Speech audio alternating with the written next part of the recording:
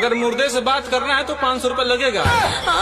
500 रुपया लगे? हाँ। अल्लाह, जल्दी से बतिया कराओ अपने लालवा से। चलो मुर्दा, उठ के बात करो, तुम्हारे रिश्तेदार आए हैं।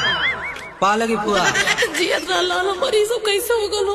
करे बाऊ खानो न खैले रहले को वैसे मरी गईला है। अरे बुआ खाना खा के पानी पी लेनी। हाँ। सबने सुसुड़ी चढ़ल, बस वही में टपक गई नहीं। चल फुआ ठीक है, अब 500 रुपया के जो टाइमिया रहे खत्म हो गल, अब मर जाती। अरे हमरे हीरावा हो हीरावा, अरे अब फुआ फुआ का ही हो हीरावा।